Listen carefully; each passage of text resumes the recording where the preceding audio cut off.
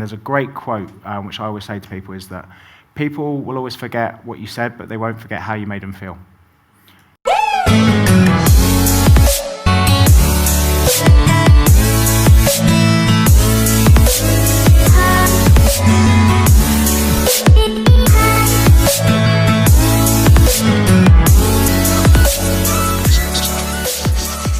Curse of knowledge. So I would write that down. The curse of knowledge is this because we hang around.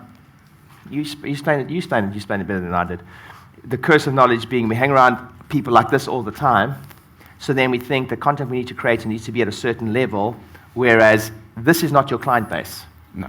Yeah. So explain that a bit. And I think one of the biggest things that the way that I kind of interpret this to a lot of my audience is drawing things out in crayon.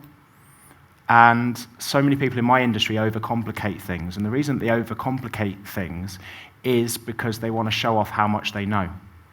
And it's like, well, who are you trying to prove your knowledge to? Once again, your peers. Are they paying your bills? No, they're not. So a lot of it comes down to listening what people need. If I say to someone, right, film how to do a push-up, if I say that to most personal trainers, they'd be like, yeah, but everyone knows how to do a push-up. They don't.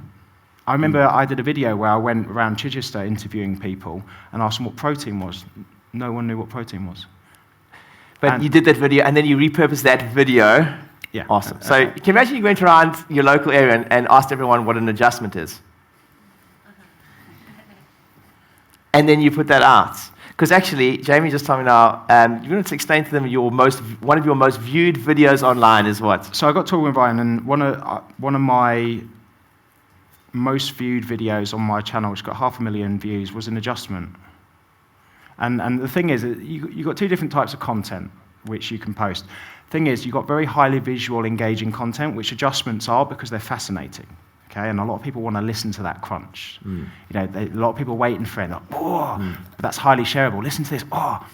So that's highly shareable content. It's highly shareable content, and there's very different types of content which you've got to understand. I create what I do is I create viral content. Now, it's not necessarily going to change the world, but it gets views. An example of this month on Facebook, I've had 22 million views of my content in 1 month. And a lot of that is highly viewed, shareable content, but not necessarily valuable. And your highly viewed, shareable content is what's going to build the audience. And a lot of people get that wrong because they think, well, hang on a minute, what am I going to do with that? The thing is, if you've got more followers, and okay, they don't get a benefit from that, but when they come back tomorrow and you've got something that value to them, then suddenly, holy shit. And it's playing that long game with it, having content in place that gets that kind of views, but also having that valuable content too. And I kind of break that down into 3 things on social media. First one is building a connection. Something that so many businesses don't do is connect with their audience, especially in a profession. Chiropractors, hands up. I assume everyone's chiropractors. Yeah, teams, yeah. One of the biggest things that I'd say is that people buy people, not products. And if there's 3 chiropractors in an area, and I've seen a social media post from that chiropractor that connected with me, with that person, maybe, and it could be as simple as I was in a picture at Alderton Towers with the kids, something that you probably wouldn't even think of posting on your business pages on social media. That's a connection with that person, especially if they've got kids, and the chances of them going to you over somebody else is high. And kind of something that I say is that if Superman was perfect, you'd think he's a prick. Now, the reason I say that is every single superhero has a weakness. Okay, Superman has kryptonite. Every single person here has a vulnerability, yet they're afraid to show that, especially on social media, because everyone paints a perfect picture. And so many people are afraid to show their human, normal self. And actually, people are surprised. I've just written my latest book, which opened up about a bit of a mental breakdown that I had. And that really connected with my audience, because no one thought that somebody who can box jump Mount Everest and do all this kind of stuff would have the same problems as somebody else. But that really connected with my audience, because I was open and honest about my struggles. And it comes back to what I said, is people buy people, not products. So that's connecting with your audience, and that's so important to do as a content piece. The next one, of course, is giving value. There's lots of things in your job that you can teach people that don't, you probably have a lot of things, people come to you with problems that they can sort themselves out at home. And you to produce content for that online, so people don't need to come and see you or pay you money, is a good thing to do. Sounds counterintuitive, but it's not.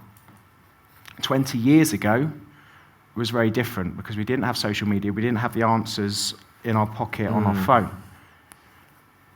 And because of that, they could only go to one place to get that problem solved. They can get it anyway. Yeah. They can get it anyway, but if you're the provider of that, and if you look what I do to do this, raise your hand if you got something from me for free before you did business with me. Right? Everyone in the room.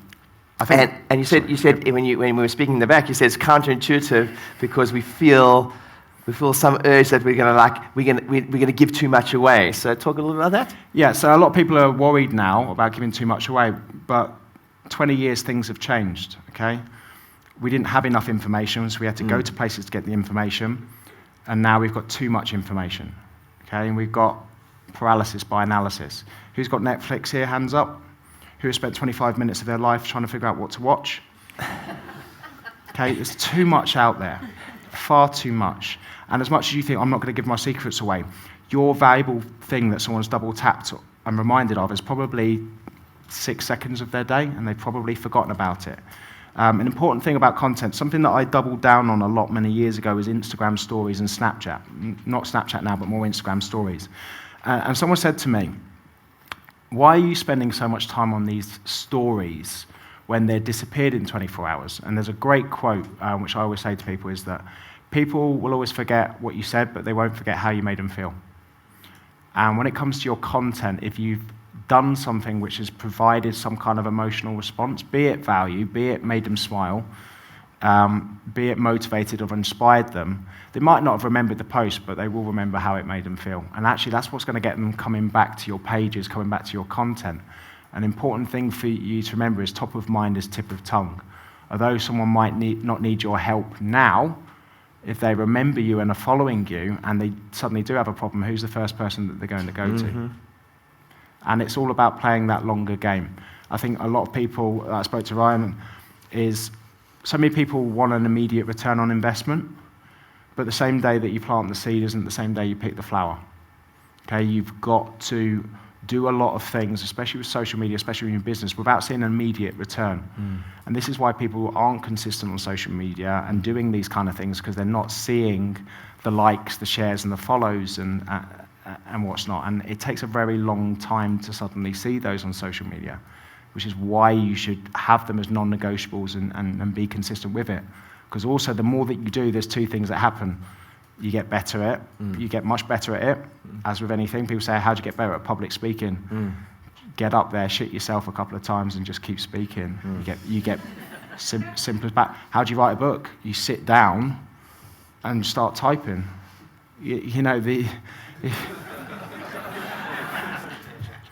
It's as easy as that. I very proudly say I've written 2 books and I failed my GCSE English. I can't, my grammar is shocking, and I managed to do it. So it's just putting one foot in front of the other. And I think that's where a lot of people have that kind of fear and frustration about things. Hey guys, thanks for watching the video. I hope it was helpful. If you haven't yet subscribed, please subscribe, hit the like button, and share the video or leave a comment. It would really mean a lot to me. Also, if you haven't subscribed, my statistics show that over 70% of you that watch my videos aren't subscribed. Hit the subscribe button. You do not want to miss the practice growth strategies I'm going to be teaching over the next couple of months. See you on the other side.